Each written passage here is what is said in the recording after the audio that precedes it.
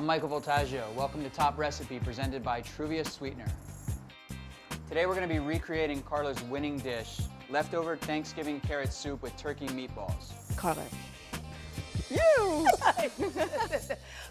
Nice job. The first thing we're going to do is get our soup started. What I've got here is 2 cups of carrots. I'm going to cut about a half an onion. Chop it large because we're going to sweat everything down in the pot and cook it down until it's nice and tender.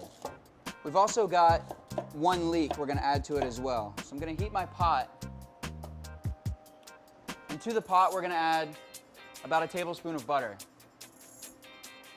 You don't want to brown it, you just want to melt it. Sweating vegetables means to cook it slowly till the juices start to sweat out of the vegetables. You're not really sauteing. The difference between sauteing and sweating is in sauteing you're actually browning the vegetables. In this case we just want to start melting them into the pot. So we'll get this hot, add our carrots, add our onion, chop up our leek. While this is sweating we're going to prepare our bouquet garni. What that means is garnished bouquet. It's a little trick that the French created to add seasonings to soups and things like that without having to just dump them in so they don't break up inside the soup. What we're going to do is use a cheesecloth to do this. We've got some thyme, some parsley, the tops from our leeks, and we're going to add 2 bay leaves to this, 3 black peppercorns. We're going to tie this into a little bundle and basically create like a little herb tea bag to put inside the pot to infuse into the soup. So notice the vegetables are cooking and they're kind of melting into the butter. They're not actually browning, they're just sweating. The juices are coming out of the vegetables into the butter. The butter's not browning, the butter's not burning, the vegetables aren't browning, and everything's just sweating nice and slowly in the pot. Once the onions start to pick up this translucent look, you can add the bouquet garni and start adding your water. We're going to add to this about 3 cups of water. We're going to put a lid on this, and while this is cooking, we're going to start our turkey meatballs. So what we've got here is a pound of ground turkey. We've got 1 egg. We're going to crack this into a bowl, whisk it up a little bit so that we can mix it evenly into the pound of meat.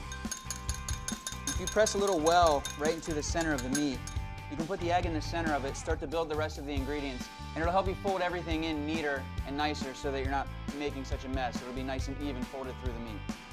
Next, we're going to add a clove of garlic chopped, a 1/4 cup of breadcrumbs, a 1/4 cup of Asiago cheese, 1 tablespoon of chopped parsley, and then we're going to season this with salt and pepper.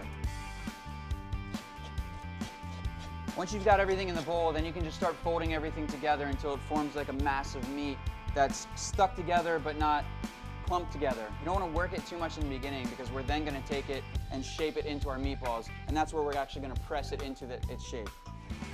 Folding all this together. And we're really just doing this so that everything that we've added to the meat gets mixed around nice and evenly.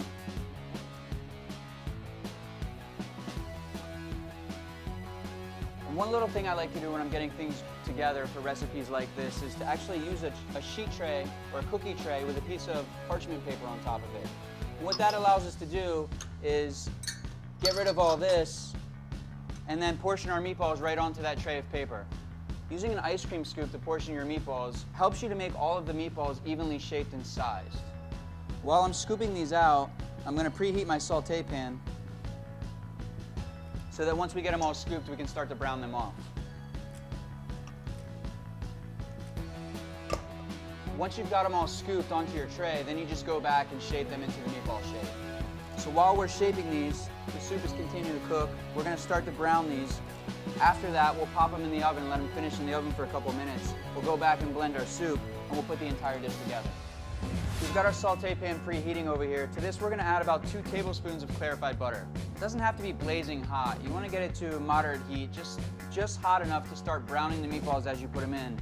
But you want to be able to roll them around without burning them while they're cooking. And start putting our meatballs into the clarified butter.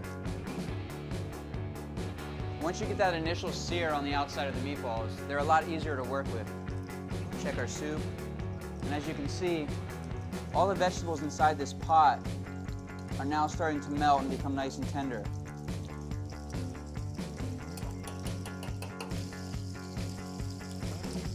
That's really what you're looking for, is that nice golden brown sear on the outside of the meatballs. Once you get that, you can start to flip them over. So once you get them to this point where they're all sort of browned on one side, we flip them over, they're starting to brown on the other side, you can actually take the whole pan and just put it right into the oven. We've got the oven preheated at 375. We're gonna let them cook in there for about 10 to 15 minutes or until they're fully cooked.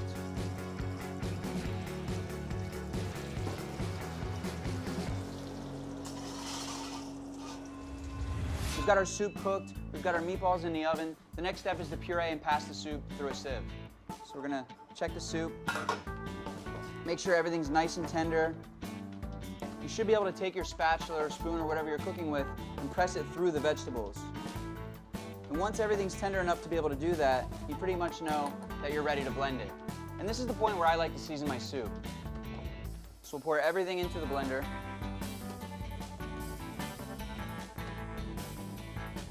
And then we'll start adding some salt and pepper. What I like to do when I'm making soup is to make sure that you've got the right viscosity of the soup, is whatever liquid base that you're using to make the soup with, keep a little pot of that boiling on the side in case you need to adjust the consistency of the soup. In this case, we're using water.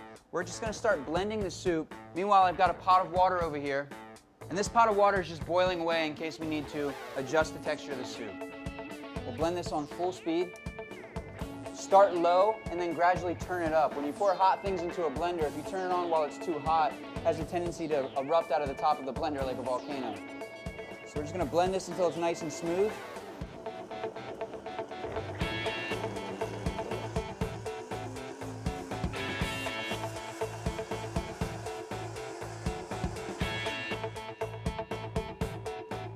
Now we'll just check the consistency. So in this case, it's still a little bit thick.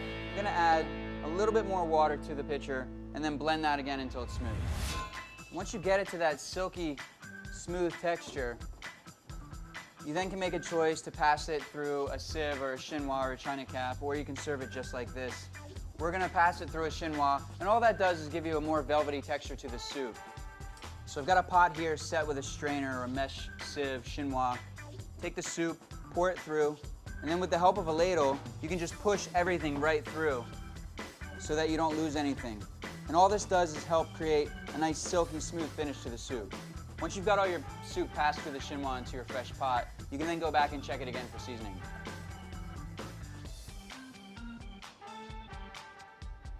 In this case, it's pretty much seasoned spot on.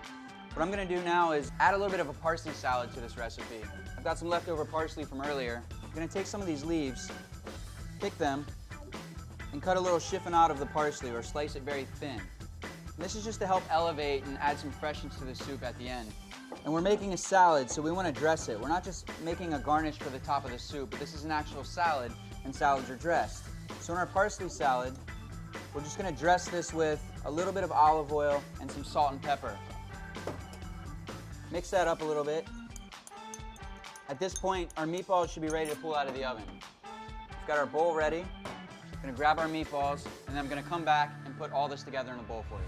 If you notice, by cooking them in the oven, the butter's not burning, the meatballs aren't burning, everything's cooking nice and evenly. That's a good trick when you're searing things, is to start searing it in a pan and then finish it in the oven. Now that our meatballs are ready, we're gonna take them out of the pan, and I've got a paper towel set on a plate here. We're gonna take the meatballs and set them on the paper towel just to drain some of that extra butter off the meatballs.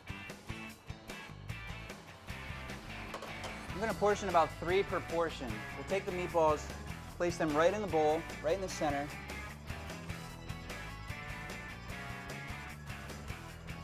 Spoon some of our soup right around the bottom of the meatballs. We'll add about 3 or 4 ounces of soup to the bowl. Some of that parsley salad that we made right on top of the meatballs to freshen it up a little bit. And then what I like to do is just drizzle a little bit of fresh olive oil just to add some of that greenness back into the vegetables. And that's Carla's winning dish of leftover Thanksgiving carrot soup with turkey meatballs. I'm Michael Voltaggio. Thanks for watching Top Recipe, presented by Truvia Sweetener. See you next time.